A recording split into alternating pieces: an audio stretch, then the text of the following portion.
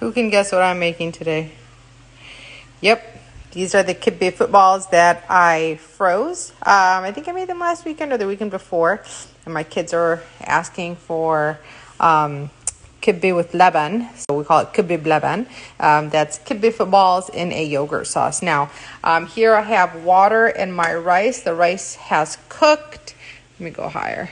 The rice has cooked and it's been by about 30 to 40 minutes.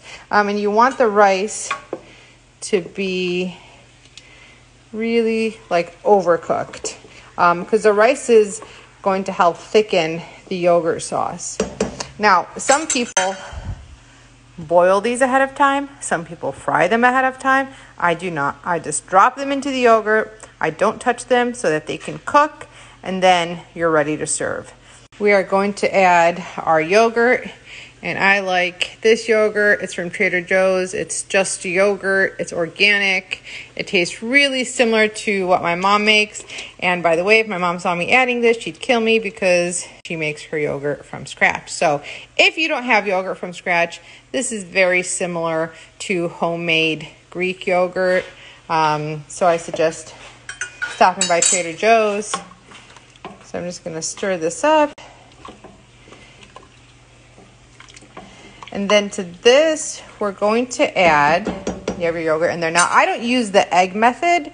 I use the cornstarch. So I have some cornstarch mixed with some water, and I like this cornstarch. I can't find organic cornstarch. This is pretty good. It's non-GMO, so I'm pretty happy with that one. Other things you're going to need is some minced garlic and some dry. So you want to turn your heat on really low or even turn it off, because when you add the cornstarch, you don't want it to stick. And usually I'll do this stirring and adding, but I'm going to drop this in really quick and then stir it before it clumps up. You want to make sure that your heat is off or on really low so that your cornstarch does not clump up. So I stirred that in. We're going to put this on low heat and then let it simmer for a while. We don't want it to boil over. I just added the garlic. You don't want it to boil over. You just want it to come to a simmer so that the garlic can cook and the yogurt and rice and everything sort of comes together. And then you want to give it a taste to see if it needs any salt. So I let this simmer for about 15 minutes. Now I'm going to, you can see that it's still simmering. I'm going to add some mint, not too much. We don't want to completely overwhelm it.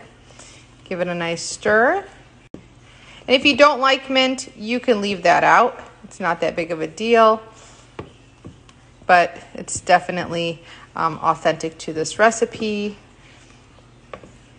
So now that that is stirred in, I'm going to very gently drop in the Kibbeh balls. So I just left them out to defrost. They were frozen. And the stuffing is cooked, so you don't have to worry about that. Some people drop them in frozen, which is also fine because they'll cook in here. It'll just take a little longer. So once you drop them in, you don't want to touch them for at least 5 minutes. So I just drop them in very gently. Turn the heat on low. You don't want to stir them, just like that. If you need to, just adjust it so that they're all under the yogurt. You can do that. You can see how gentle that was. I'm going to turn the heat down low and let that cook for at least 5 minutes before I check on them. All right, so you can see this has come back up to a simmer. If you want to sort of move it around, you want to put your spoon to the side and gently, very gently give it a twist. You don't want to come in here and stir because you will break them up. So just like that. There you go. Look at that. How yummy is that? My kids love kibbeh. I mean, they love it. They ask for it. They'd eat it every day if they could. I'm going to let this go for another few minutes and then serve it up for dinner.